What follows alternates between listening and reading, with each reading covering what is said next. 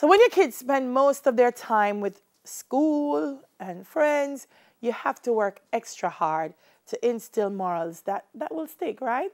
So here to help you raise your children as kingdom builders, inspirational leader Henika Watkis Porter is here, and a little kingdom builder herself, Taylor Marie Duval.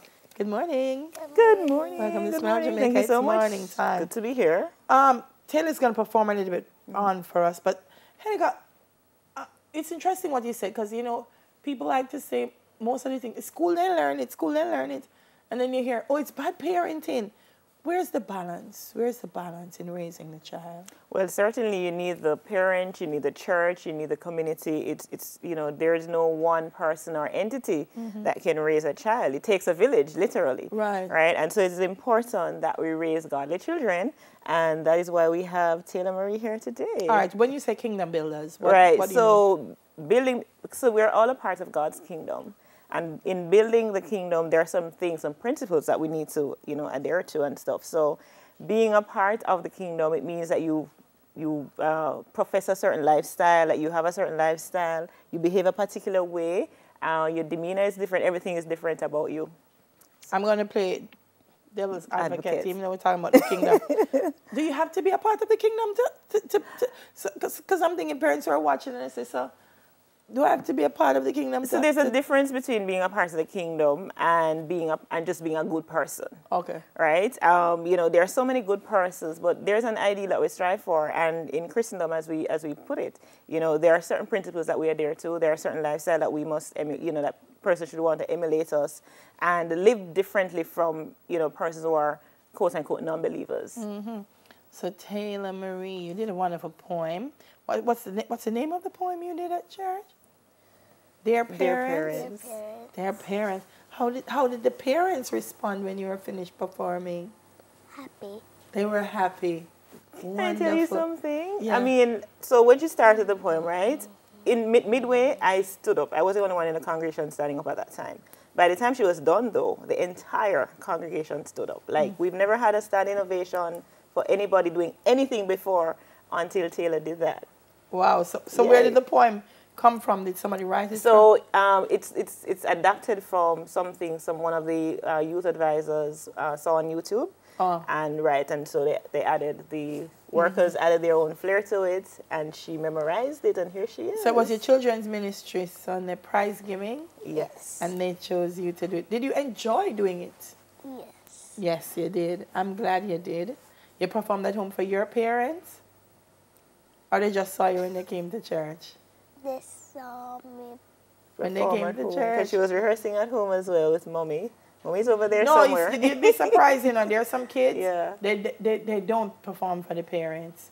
And then when they go out there, the parent is like, Yeah, true, right? they have so much talent. All right, so it's their parents. It was done at Portman United Church.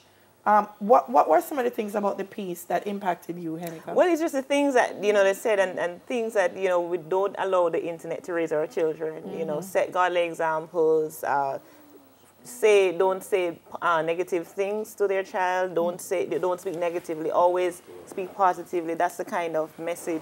And when I heard it, I thought, oh my gosh, you know, even beyond the first line, I can hardly memorize that. But she did that entire thing, and I think it lasted just under 4 minutes. So it just impacted me in a profound way. Before we hear the poem, there's been a lot of discussion about the role of the church in society, and there are a lot of things now that maybe people say, oh, they don't want to discuss that in church, but then it's a social issue. How active, even with politics, you know, how active should the church be? Oh, I believe that the church should be very, very active in every aspect of society, particularly politics, right? And I mean, and I'm not speaking on behalf of the church here. I'm speaking on behalf of, you know, my own views.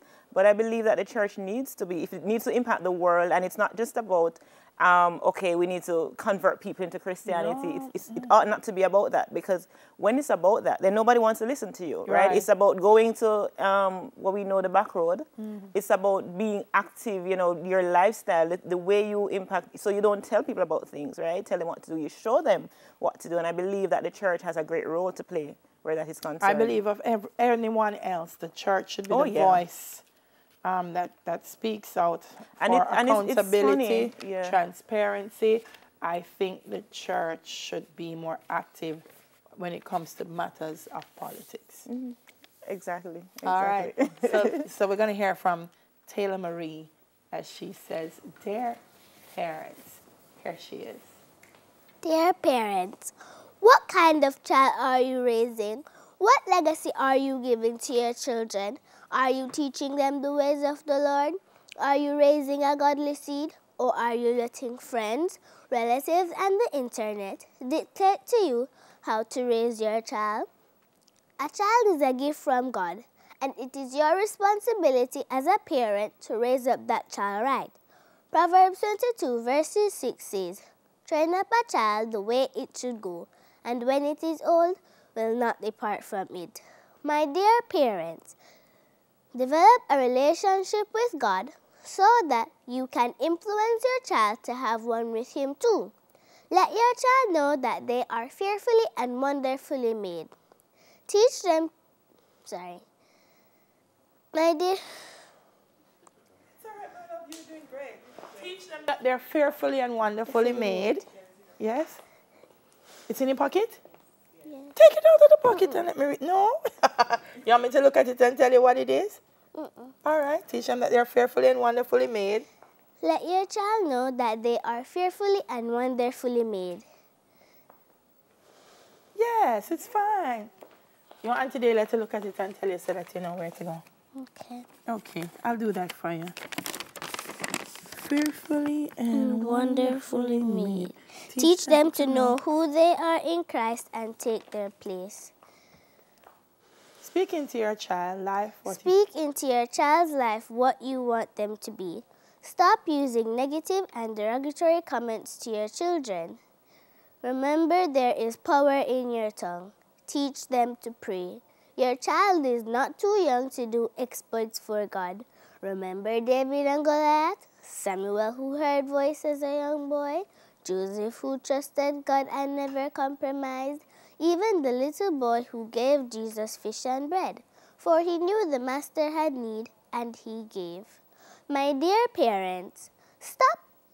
Be careful of what your child does on the My internet. dear parents, be careful of what your child does on the internet, what they watch on TV, and the books they are exposed to. Teach your child to know what is right and what is wrong, so that when they're in trouble, they will make the right decision. Does your child trust you? Do they confide in you?